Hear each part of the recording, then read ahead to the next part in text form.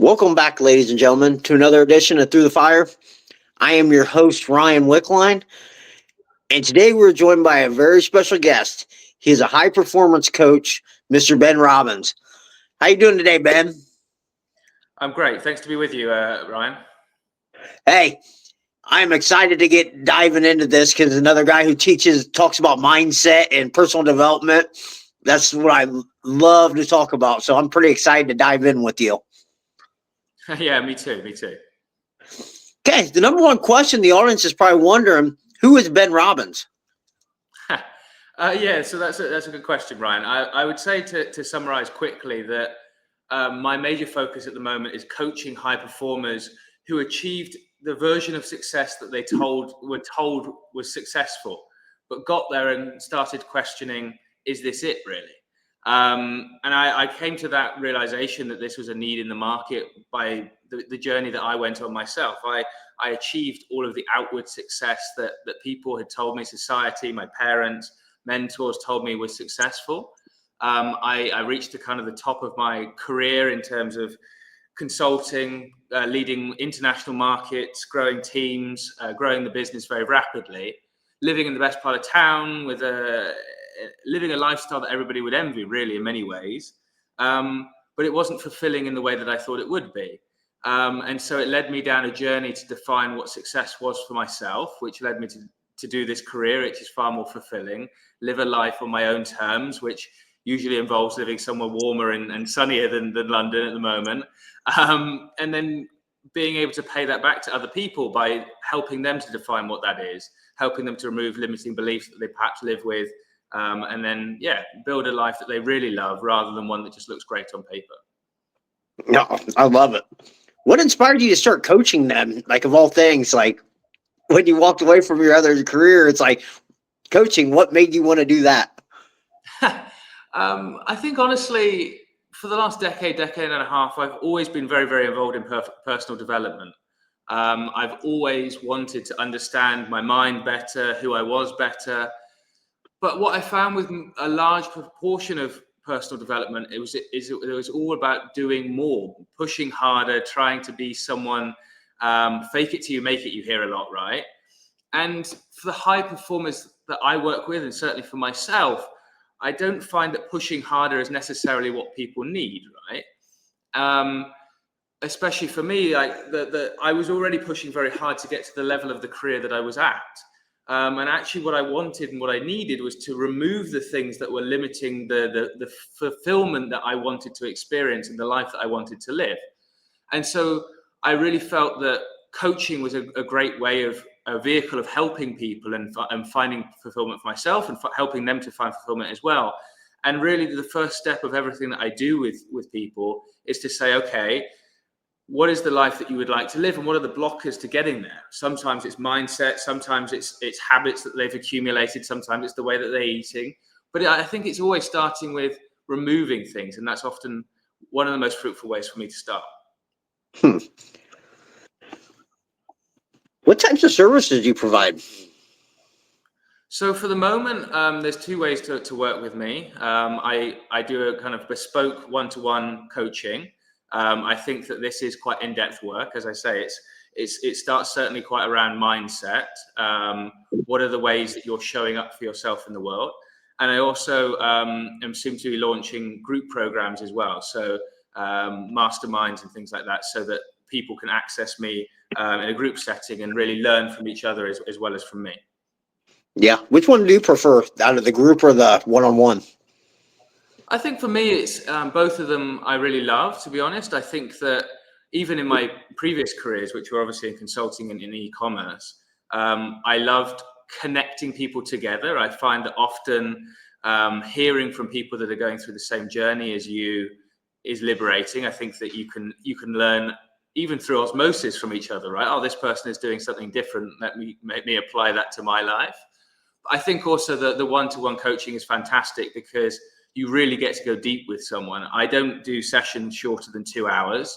I don't believe that you can really get the value and the depth of conversation that is valuable without going that deep.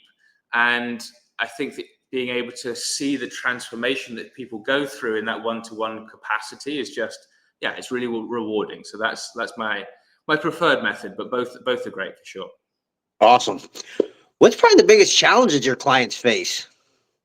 The biggest challenge for sure is external perception, right? This isn't something that's necessarily easy for people to talk about. It sounds like rich people problems or successful people problems, right? They've done incredibly well. On paper, everything looks great. They perhaps have the family, they have the house in the nice part of town, they have the good job, they probably have the corner office, right? And so for someone to then say that actually I've run my script, I've done everything that I was told was successful, and I still feel, is this it? Or is there something else I should be doing? Do I want more? That's a very difficult conversation to have. And it often leads to quite a lot of guilt as well, right? Because they are aware that they are doing better than other people and that there's people in this world that are struggling. And so actually being honest with themselves that actually perhaps the story that they've lived by isn't the one that they want to continue to live by. Now, that doesn't mean that they follow my path and quit their job and do something entirely different.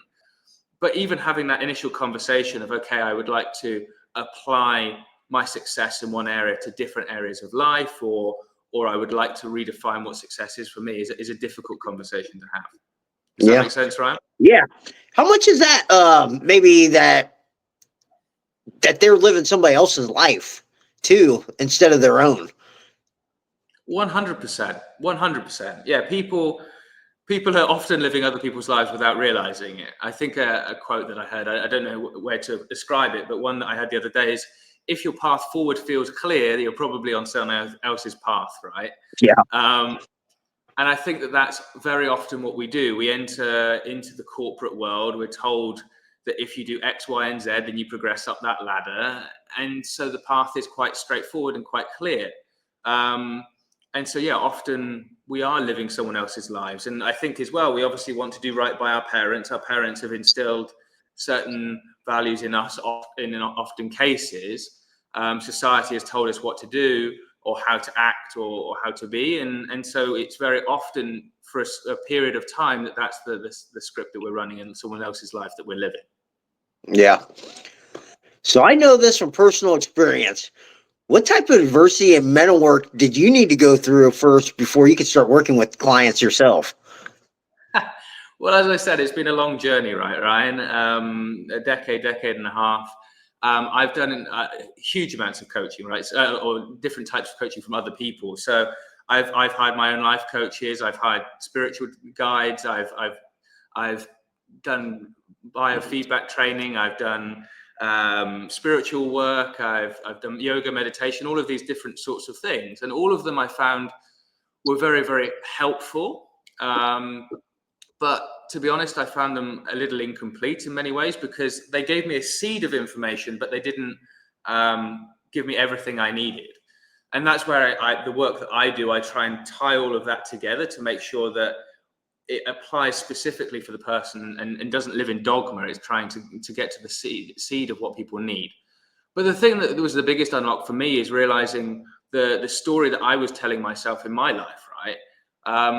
And the story that I would repeat somewhat subconsciously was there was something wrong with me. And until I uncovered that, I always felt that the performance that I was doing in terms of in business and doing well in my career and being successful was something that I was doing for my own service.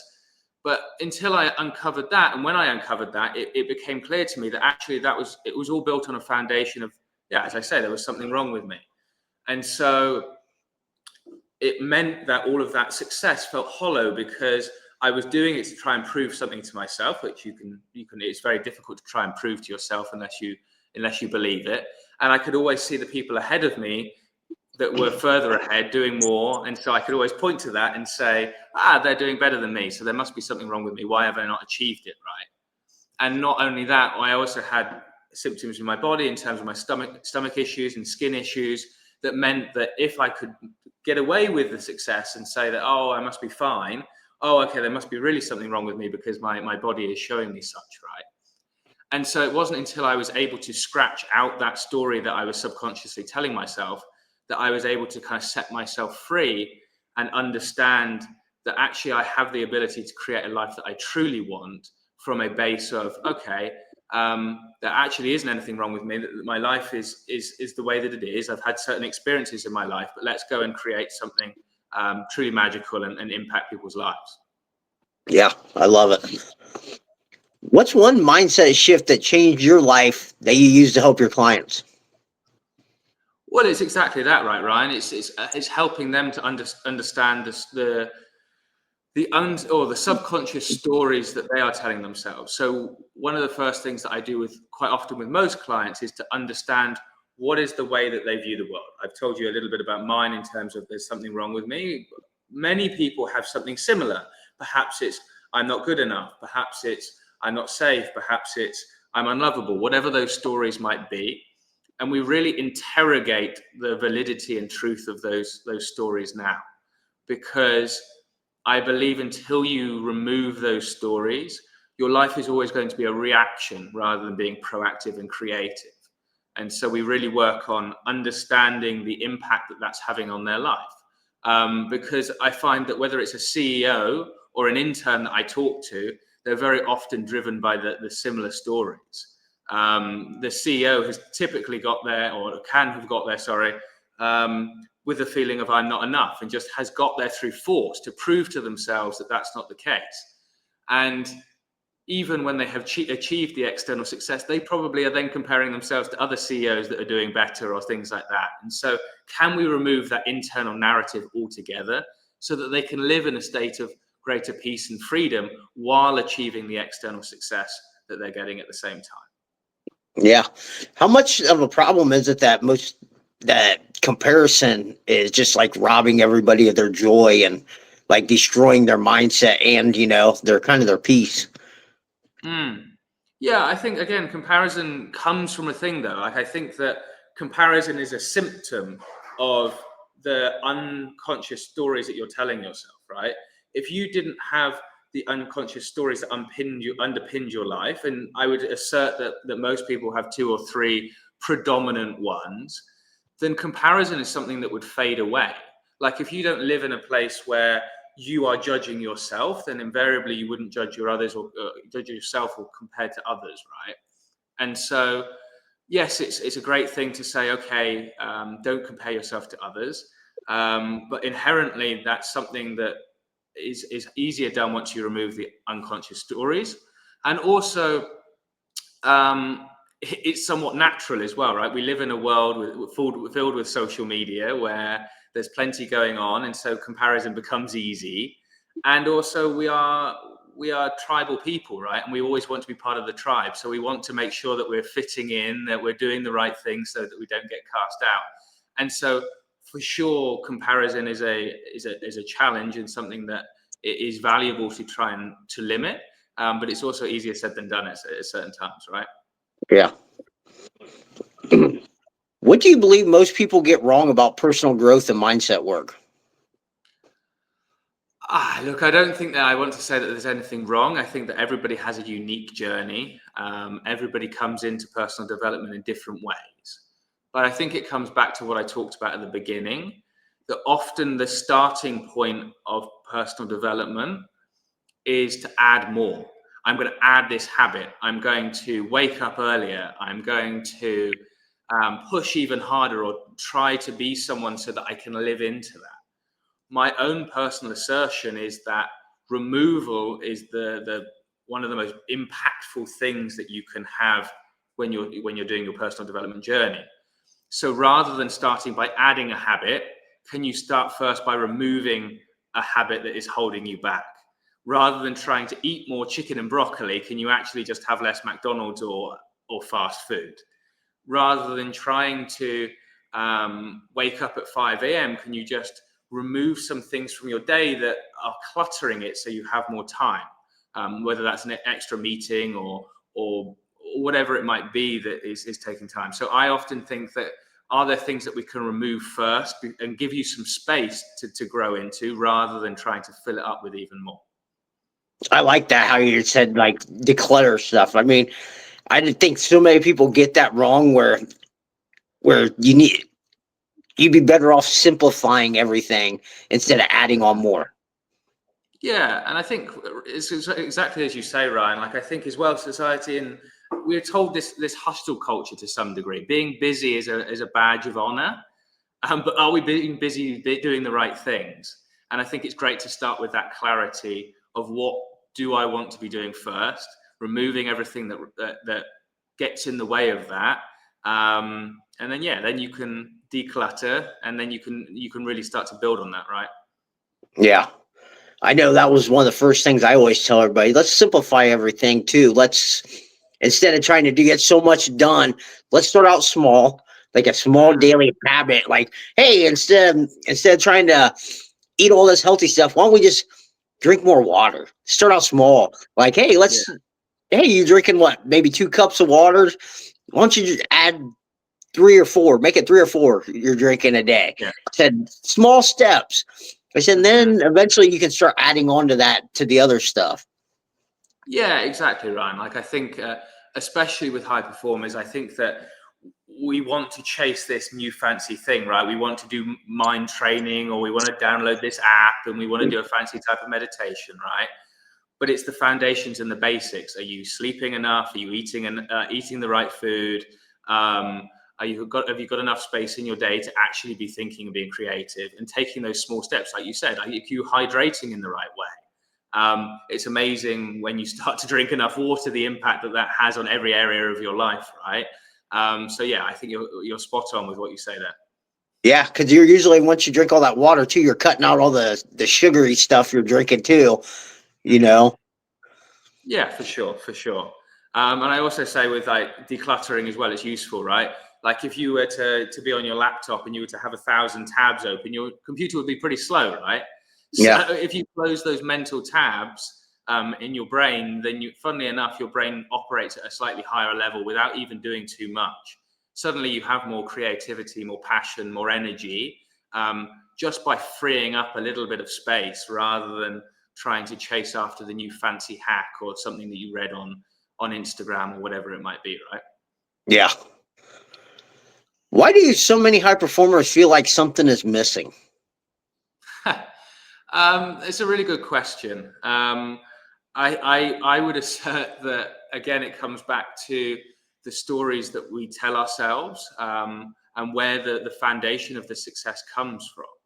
Like if you believe in your core that something is missing in you, then nothing outside of you, no job, no relationship, no anything is ever going to fill you up in the way that you want it to do. So can we get to the point early on in our relationship where you see that that is not a valid way of thinking anymore, so that everything that you do therefore in the world is something that's going to fill you up rather than something that's going to further point to what's missing in your life? Yeah. How do you help high performers achieve more when they're already successful? Um, Again, it's getting very, very clear on what their version of success is. I don't necessarily like the word more. I think that it just implies, and I'm not just saying that against you, Ryan. I just think in general, like our default path is, can we get more money? Can we get more promotions? Can we have more partners? Whatever it might be, right? And I think it's that's an easy default thing, especially with money, because it's a scorecard that everybody can keep. I've earned 1,000 more pounds this year than I did, or this month than I did last month, right? So I can tally whether I did better, quote unquote, than I did last month. But I think that one of the ways that I do it is I get very, very clear on what people want. Often people come to me and say, look, I've got fantastic external success in terms of my career, but I'm my personal relationships, whether that be a wife or a partner or a boyfriend or whatever, is are failing now because or not as front and center because I spend so much time at work. And I help them understand how they can spend more time in those relationships to grow them in a positive way. Or we get insights into, okay, I'm not feeling quite as connected as I did before? So can they spend more time with friends and family to kind of grow that area of their life? It's really about applying that kind of high performance mindset that they've had in one singular focus. Can they apply it to the areas of life that would actually give them the greater feelings of peace and happiness and love that they're looking for? Yeah, I like it. I know it's hard for me at times to say, hey, instead of pursuing this, hey, be more balanced at times and clear your schedule so you can make time for everybody else. Yeah, exactly. So I think, yeah, like we can maybe ask it with you, like, Ryan, like obviously you spend a huge amount of time, I assume, on your business and on this podcast. Like, do you say that you would like to spend it on other areas? Like, what other areas for you would be important, and why do you feel like you don't want to spend it there, or you don't Well, want to spend it? I know I've had to like declutter my schedule at times just so I can go out and spend time with family and friends, just so I Mm, had that connection. Because if not, I feel like I get burnt out. Like my mm-hmm, priorities get so out of whack, and then mm-hmm, I'll get burnt out because I'm not focusing on my priority list the way like my priorities should be. I put the mm. work ahead of everything and then I just get out of whack.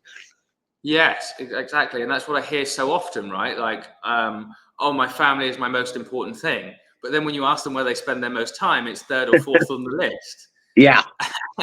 And it's just drawing attention to that. Like I like to believe, like obviously I provide value in terms of some input that I give, but really I like to think of it as holding a mirror up to people and saying, allowing to draw out their own insights by being inquisitive, asking the right questions. Like, is this the way that you want to live your life? You say that family is the most important and friends are the most important, but is that how you're living in accordance? And when people reshuffle their lives in that, already they feel a little bit more relief, a little bit more happiness. And then, funnily enough, they're probably performing better at work because they've had that break. They were able to have that creativity from having conversations with their friends and family and connecting again. So it works both ways. Yeah. Well, I think too that people kind of need some like a coach to kind of guide them through some of that stuff and ask the tough questions because a lot of people aren't very self-aware at times anymore. Yeah, I think the tough questions are important for sure, right? We tend to have blind spots and things that we don't see ourselves, and having someone that holds us accountable and saying, look, you said that you wanted to do this, let's do it. Or this is something that you can consider that they haven't seen because it's a blind spot. And yeah, saying, getting and cutting the crap, right? We tend to be quite soft with ourselves at times and just Yeah. saying, look, this is the way that it is. Let's do it. And let's hold ourselves accountable is very important, I find. Yeah. What do you say when someone doesn't know what they want?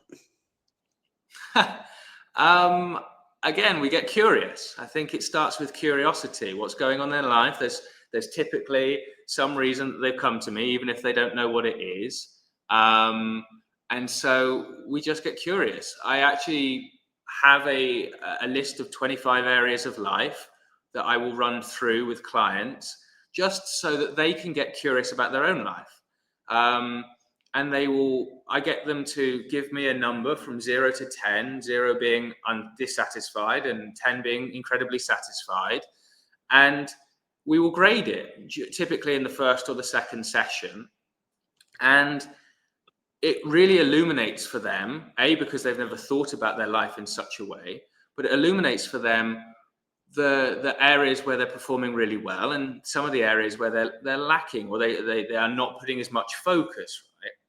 And so from there we can have a conversation about, okay, you want to have a relationship, but you're lacking in, you're not focusing on your own self-love. So these things are interconnected. So it's really about getting clear on where they are, quote unquote, successful, where they aren't, and then seeing from there what we can do to help them live a life that really lights them up, that they love, that they really want. Is that Yeah. accurate, Ryan, for you? Yeah.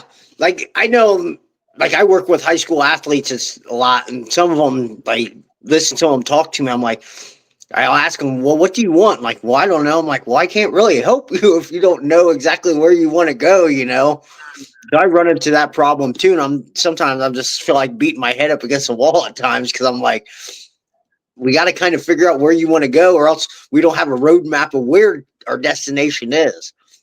Yeah, and I think that it's kind kind of like what you were saying earlier, right? That are people taking on other people's versions of success? I imagine with your high school athletes, their parents are quite integral to their lives, and they're the ones Yeah. that in many ways are driving that success, driving them to be athletes, driving them to do those sorts of things, right?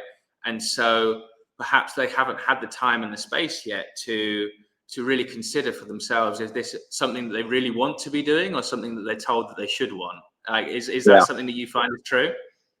Yeah, somewhat for some of them. Other ones, it's their dreams, you know. Other ones are really know what they want, and other ones, you know, it's just like, well, I don't know. It's like, well, I Yeah, can't really help you. Build a plan yeah. for you to get somewhere if we don't know where you want to go. So, like, kind of think about that. Ask yourself. Mm. Yeah. As I say, like, I find the questionnaire really useful, and I find just getting curious with people. Like, I spoke to a prospective client the other day, and she came into me and she said, "I have no idea why I want to speak to you. I just felt like it was a good time." And we got interested in her life and how it was, and it became apparent that there were areas that were not, she wasn't necessarily being honest with herself with. She was telling me that she had a fantastic business, and that she was running around growing this business and it was very exciting, but actually she had two businesses, one that was funding the other. So it wasn't until we got really clear on, okay, well, if you're getting most of your money from one business and you're feeding it into the other, what is the other business that's not making you so much money? What is the value of that one? Well, okay, well, you love that business. So if you love that business, how could you make it easy so it was even more enjoyable for you? If you're saying that you've got, your day is so full because you're running around all of the time, what are the activities that drive most of the output in terms of performance? And it wasn't until we were peeling back the layers to see what her life looked like and how she was living and how she wanted to be, that we could start to get clear on, okay, well, what do you want? How do you want it to be? And yeah, I found that very interesting. Interesting. How do you help set goals and build an action plan for your clients? Again, I think it's really digging into what is important for them. Many people, as I say, will come in with one thing that they tell me that they want to work on. Perhaps it's that they feel that they're procrastinating. Perhaps it's feel that they're not doing enough, or they're stagnating, or they're stuck. Okay, and it's getting clear, what does that really mean for them? What would they really like if they could? If they could have a dream life, if they could do things that they love, what would they go and do in the world? How would they be? How would they show up?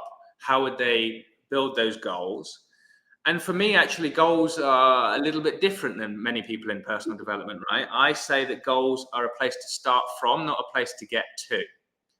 Because if you say you want to make $1 million and you want to make it in the next year, for 364 days, if you haven't made $1 million, you're going to beat yourself up. And then if on the final day you make the final $1,000, say, to make the $1 million, you're going to celebrate for 1 hour, and then you're going to be like, okay, next year I'm going to make $2 million. So what I ask my clients is actually, how can you live into that now? If you want to make $1 million, what type of person do you need to be in the world? How do you want to show up? How would you be emanating that kind of responsibility? How many calls would you be making? And can you live into that feeling now? So that, yeah, for sure, that goal becomes a byproduct of who you are, but it's not a singular focus that if you hit it, you feel okay for the moment. And if you miss it, you beat yourself up. And then we can start to put things in place to make sure that you feel that way more of the time, and you get towards the goals that you want, but it's not something that you just hit or miss and just brush off when you get there immediately. Does that make sense, Ryan? Yeah. So it's a lot of being growth focused then, like growing yourself the whole way there and to For become sure. that person. Yeah, exactly. I think it's really a continual journey, and I want you to have exciting goals, things that you grow into. But it's about, you're developing the person that you are, as we hear so often, right? It's the journey that you go on, not necessarily the goal itself, that's the exciting thing. Yeah. It's also the scary part too. Yeah, of course, of course. That's the fun of it as well. Yeah. How do you help identify someone's mental blocks? So actually, I think with this, it's about hearing the language in how they speak. So, but one of the things that I notice often with people that first come to me is that they say words and phrases that put a lot of resistance and a lot of pressure on themselves. So I'm sure you've heard the phrase like shoulding all over yourself, right? So a lot of shoulds, a lot of must do's, a lot of have do's, a lot of like ought to's, things that suggest to me that they're not living quite in alignment with their lives. It suggests that, again, they're living someone else's story. So can you get clear on when you are saying, I should do that? It suggests that you don't really want to, but you feel for some form of obligation that you should. So can you get clear where that shows up? Can you perhaps replace that at times with I get to, I like to, I love to, because that gives a little bit more space, a little bit more energy.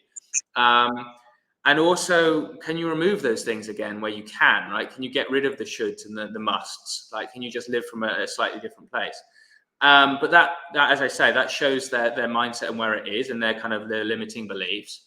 But you can also get even more curious in terms of tell me about your story. I find that often the beliefs that we live with today are formed in childhood. So I certainly am not a therapist or anything like that. I'm definitely a coach, but I do find it's useful to look at childhood because that is where we have formed many of the beliefs that we hold today. And it can be a story that we've told ourselves. Oh, that teacher told me that I was useless, and that's something that I've lived with for the rest of my life, or nothing to do with my parents, but I took on this belief that I wasn't safe in a certain environment, or that love was conditional, and so it shows up in every way that I interact with relationships today. And so those sorts of beliefs we can uncover, and we can then, as I said, interrogate the validity of today. And it's amazing to see the relief on people's faces when we interrogate those long held beliefs, and they realize that in this moment that it's not serving them and it's not true anymore, or at least that it's a possibility that it's not true anymore. You see people visibly relax, visibly let out a sigh of relief. And often I hear people say that they've never slept better in their lives after our first session because they can finally put down a part of that belief. And yeah, I think that's how I would go about uncovering hidden beliefs in the same way that I do a lot of work: curiosity, asking questions, not letting people hide behind their first answers, and kind of getting to the root cause of what's really driving everything. So, like you're talking right there about a lot about limiting beliefs and everything.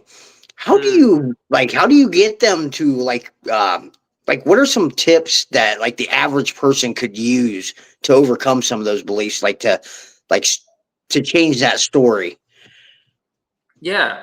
Again, you can do very similar to I do, right? Like you can.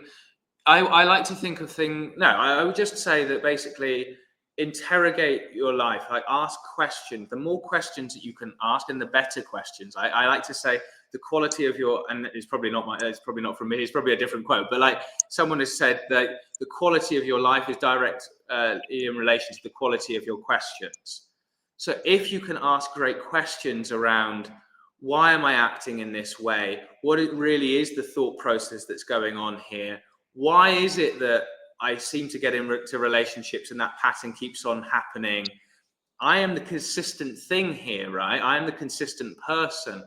Why is it that I can continue to get made redundant from jobs, perhaps? Why is it that I continue to jump from job to job, and externally it looks like I'm making more and more money and I have a bigger title, but I still feel, is this it? I still feel unfulfilled, right? So can you really take the time to dig back the layers and see, okay, perhaps there's a pattern here that I haven't considered before. What is that pattern? Where did I inherit that pattern? Is that pattern still valid for today? And it's just continuing to ask better and better questions to get to the root cause of everything. Yeah. I like how you talked about patterns. I mean, I don't think a lot of people understand, like, once you start diving into your brain a little bit and your mindset and like the beliefs you have, you'll start seeing patterns of like bad thoughts that pop into your head, like the negative thoughts, the limiting beliefs, all that, the self-doubt. It's all patterns. And it's like once you can finally recognize it, you can start eliminating it. For sure, for sure. I think that we often just say, oh, this keeps on happening to me. Well, it keeps on happening to you for a reason, right? You're probably stuck in a pattern, and the universe, however you want to think about it, is continuing to give you examples of where that pattern exists, and can you break that pattern down? So yeah, I think you said that great, Ryan. Like, you see these patterns, can you break that pattern or scratch over it and remove it in some way to kind of liberate yourself from that so you can live a different life, right? Yeah. What are your short-term and long-term goals? But look, my short-term and long-term goals are pretty aligned, to be honest. I think that it's what I said, right? My goal is to connect with people, to create meaningful change in people's lives, and to go very, very deep with a select group of people, right? I do not have an ambition to have 100 coaching clients at a time. I want to spend a good amount of time with them, 2 hours plus, to create deep, meaningful change so that people can say, yes, I'm living my version of success, and I really love the life that I'm now living as a consequence of working with Ben. And to continue to get the message out in the way that I work, that it's not always about adding more. It's sometimes about removing and getting clear and building a life in accordance to who you are, not just what you've been told. And just continuing to do that over the rest of my life, really. Like, I never thought that I would say this, but I've really found something that I truly love. And so it's now a journey of 1,000 steps starting today to kind of get this out, to continue to refine my craft, continue to ask better questions with people, and continue to have more and more impact with people, basically. Yeah. So you're telling me you're more fulfilled coaching than working in the corporate world? E-commerce consulting, yeah, it was gratifying in some ways. Like, I had an incredible team that I worked with. I couldn't have been more blessed with the team that I had day to day. But yeah, working with people, seeing people light up when you show them what's possible for them, or when they uncover for themselves what has been holding them back, and allowing them to see how they can transform themselves, is really amazing. Seeing the ripple effects as well, like in the terms of, okay, they've transformed the way that they see themselves and the way that they live and show up in their lives. But that's saved their marriage, because that means that they can now show up for their partner in a completely different way. And that means that their kids are now happier, right? And that means that their businesses are now thriving in a different way because they're showing up differently for their teams.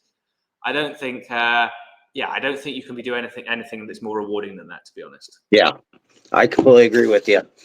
How can people get a hold of you? So there's two primary ways, I would say. The website, obviously, that my website will take you to all of my socials, but so that's www.ben-robbins.com.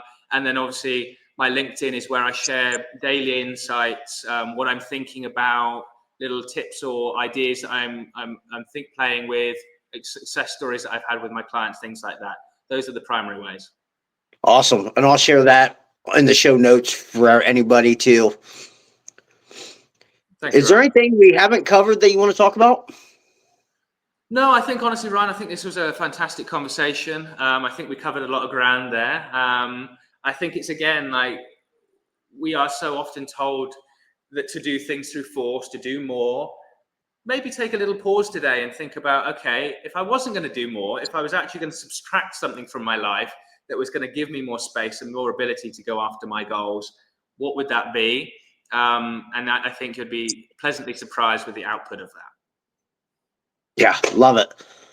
Final question. What is one piece of advice you'd like to leave our listeners with about overcoming adversity? Look, I think that adversity is a very interesting thing, right?